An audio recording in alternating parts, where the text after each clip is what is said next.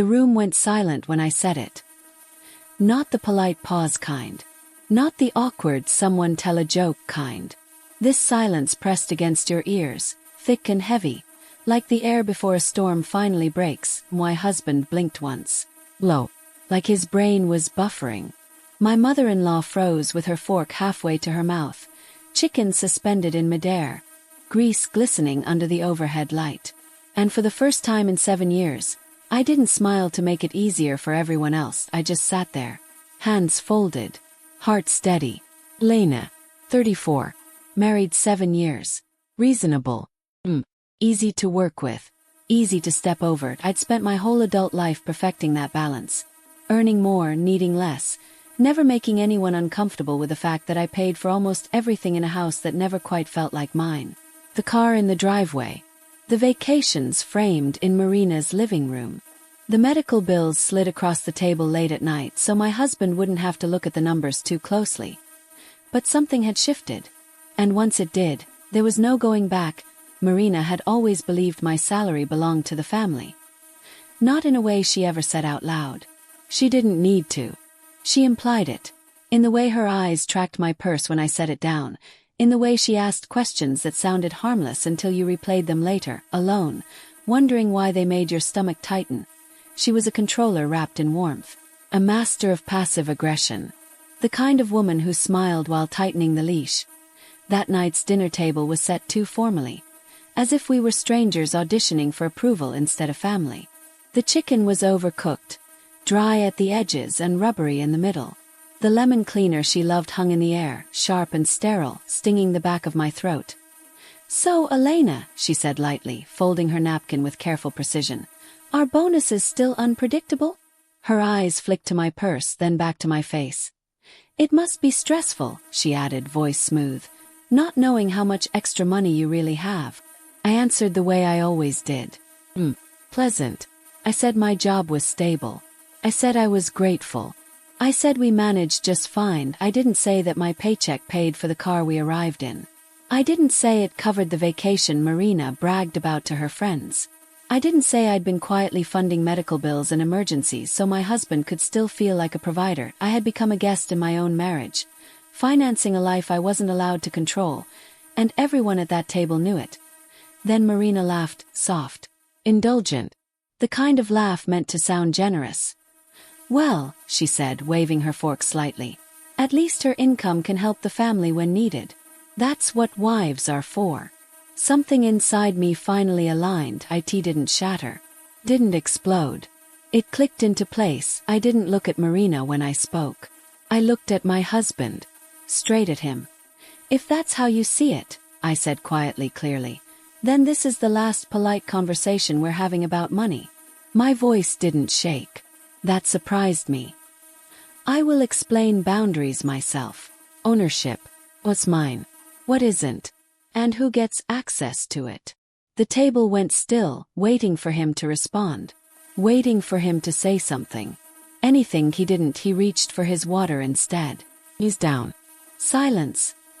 That silence landed harder than any insult Marina could have delivered. It was the final confirmation of what I'd been trying not to see for years. Marina's smile shifted. Small, controlled, victorious, and in that moment, I understood something with painful clarity. This was never about dinner. It never had been. I wasn't waiting for him to choose a side anymore. I already knew which one he was on. The drive home was quiet in a way that felt intentional. City lights streaked past the windshield, red and white blurring into long, tired lines. My husband's hand stayed locked on the steering wheel, knuckles whitening every time we stopped at a light. He didn't turn on the radio, didn't sigh, didn't ask if I was okay. Silence has weight when it's chosen. I watched him from the passenger seat, waiting. Not for an apology, just for acknowledgement. For him to say something simple. That wasn't fair. Or even, she shouldn't have said that. He didn't. The miles stacked up between us. My chest tightened with each one. I realized I was holding my breath, like if I stayed quiet long enough, he might finally speak. When he did, it wasn't what I expected. He exhaled through his nose, eyes still fixed on the road. "You didn't have to make it awkward," he said. Not humiliating.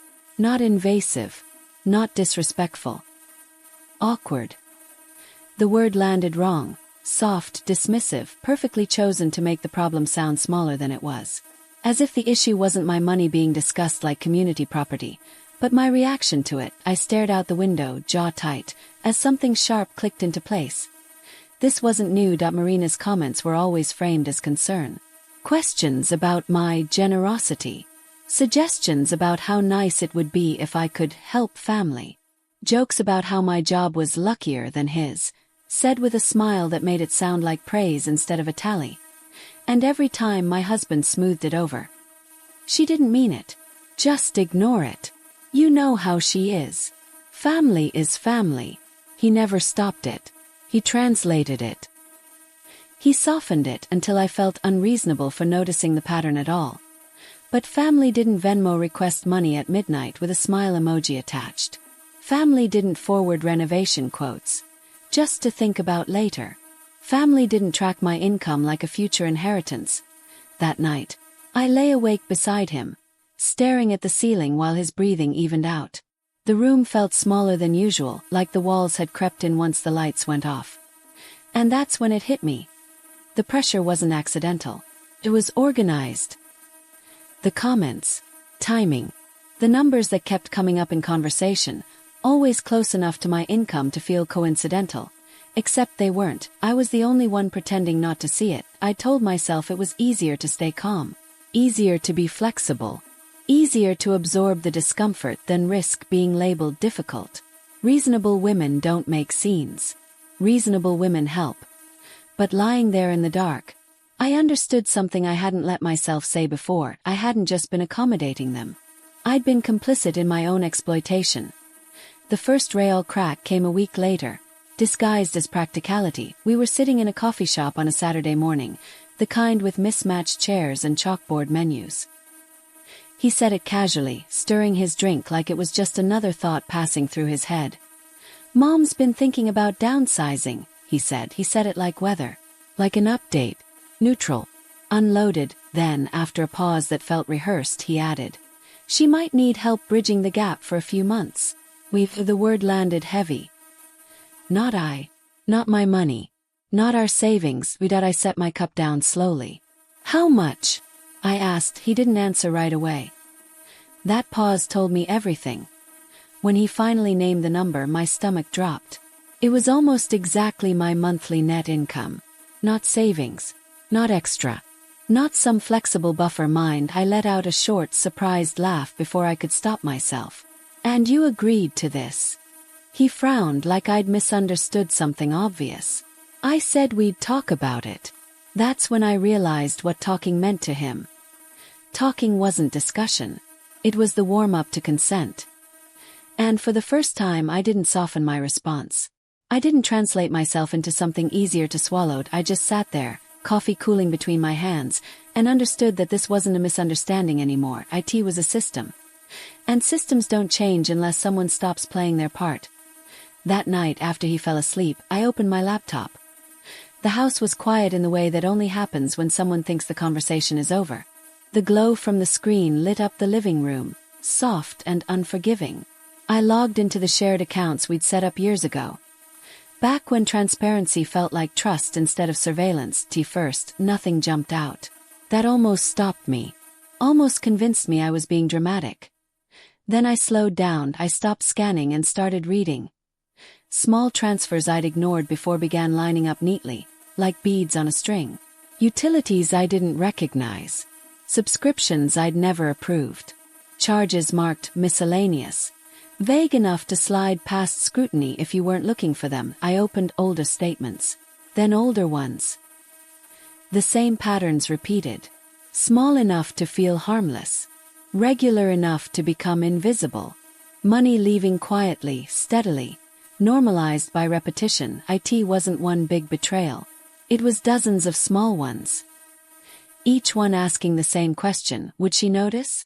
Each one answering it. Probably not. The realization hit me hard and low in my stomach. He thought I'd never check. Not because there was nothing to hide, but because he assumed I wouldn't question it. That I'd stay reasonable. Easy. I closed the laptop sometime after midnight. Hands cold, heart steady in a way that scared me. The hurt was there, but it had sharpened into something else. Clarity. A week later, Marina's birthday lunch arrived like a stage already set. The restaurant was loud and bright, the kind of place that loved mirrors and polished surfaces. Extended family filled the long table. Neighbors, friends of friends, people who loved applause more than truth. That I wore a simple dress. Nothing memorable, nothing that asked for attention. My smile stayed neutral. I said very little. Instead, I watched, listened. I counted exits. Wine glasses clinked. Compliments floated around Marina like confetti. She soaked it in, gracious and glowing, the center of gravity as always. Midway through dessert, she stood, she raised her glass, eyes shining with practiced warmth. "I just want to thank Elena," she said. Every head turned toward me. "For being such a supportive wife," Marina continued. "Some women forget money isn't theirs alone once they marry." Laughter rippled across the table. Polite, proving, comfortable. And then I saw it.my husband smiled. Not awkwardly, not uncertainly. He smiled, something inside my chest went hollow.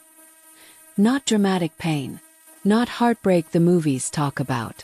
It was clean, surgical, like something essential shut off. No one met my eyes. I wasn't a person in that moment. I was a concept. Role.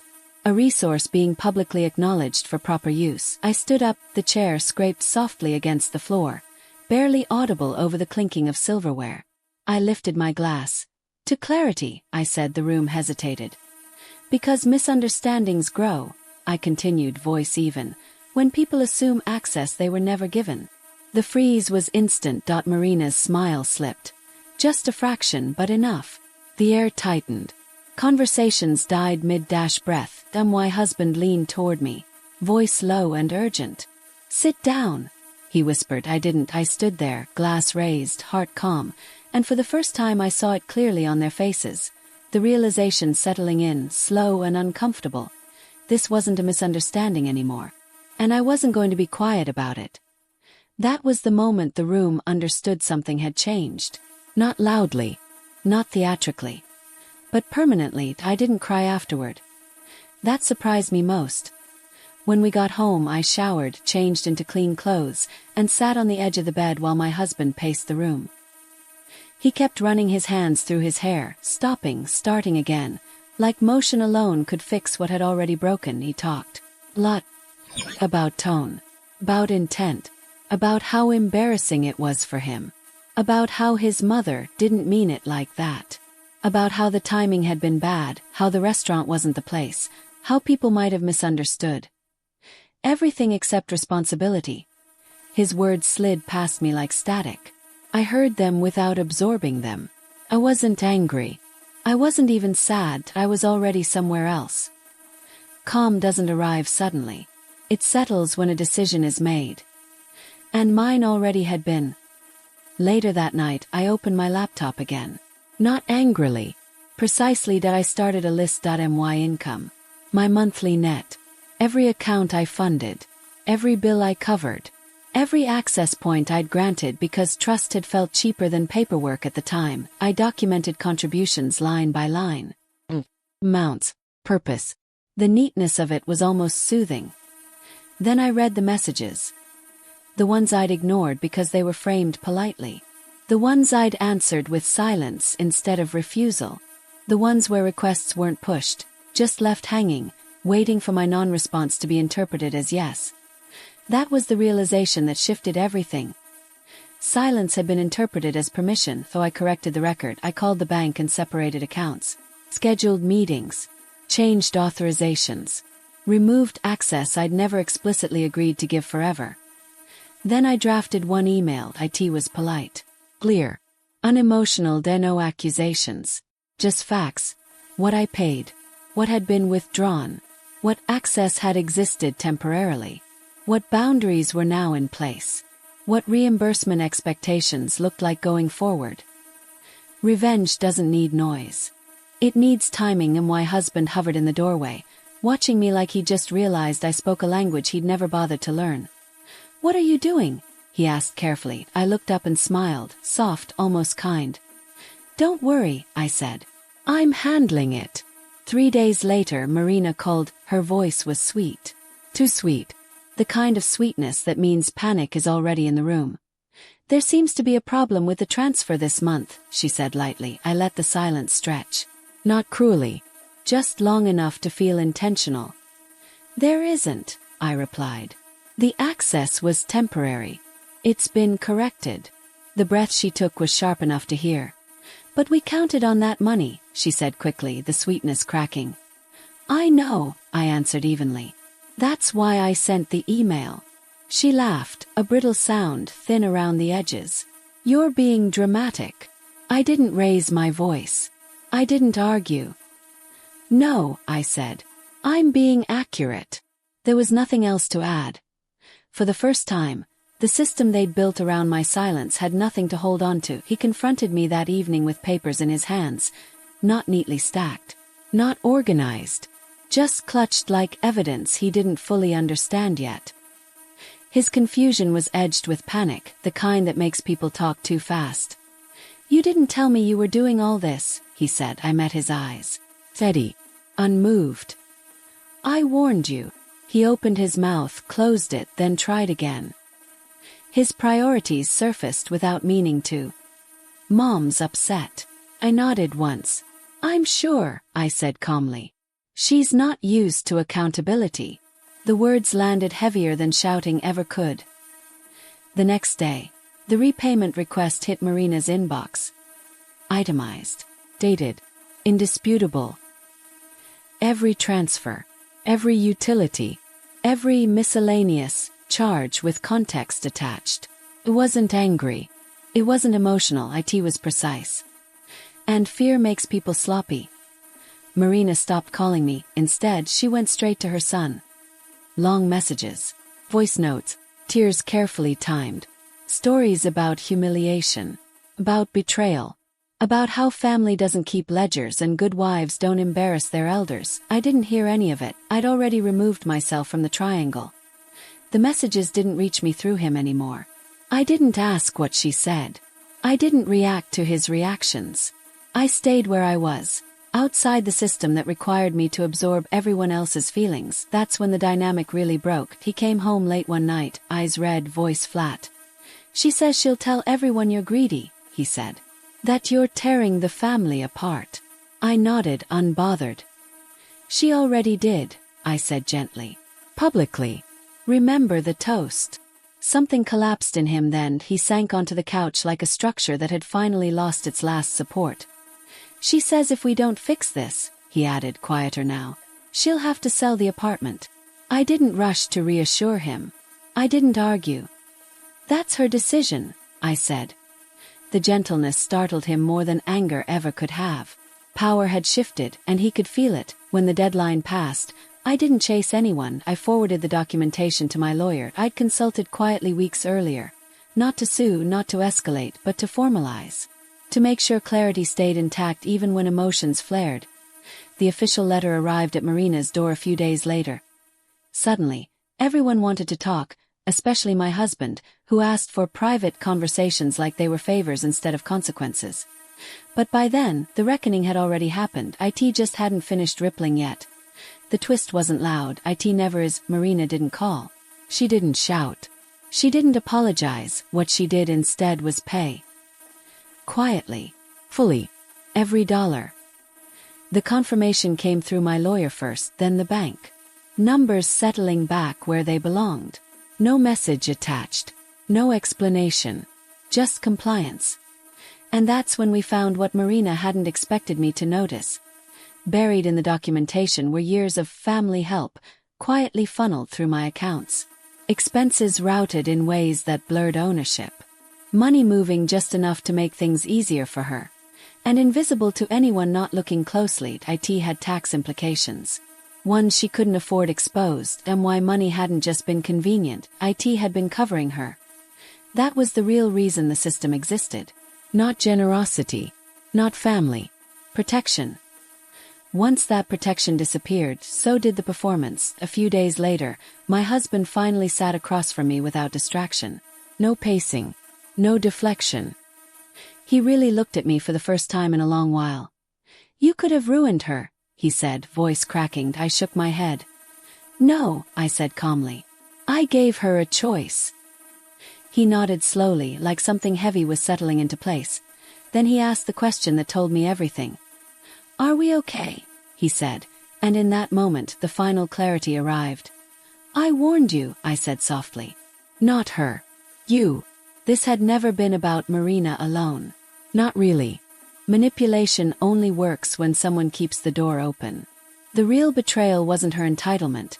It was his willingness to benefit from it while pretending not to see. 2 weeks later, I moved out, peacefully. Financially intact. Legally clean. There were no dramatic scenes. No last arguments. Just boxes, signatures, and the quiet relief of space that finally belonged to me. Marina lost access. My husband lost the comfort of silence. The kind that lets you believe you're neutral while enjoying the benefits of someone else's sacrifice. And I gained something I hadn't had in years. Control without cruelty. Money reveals entitlement. Boundaries reveal character. And I learned exactly who they were the moment I stopped being useful. Thank you so much for watching. Don't forget to hit subscribe, like, and share so you don't miss the next story. See you in the next video.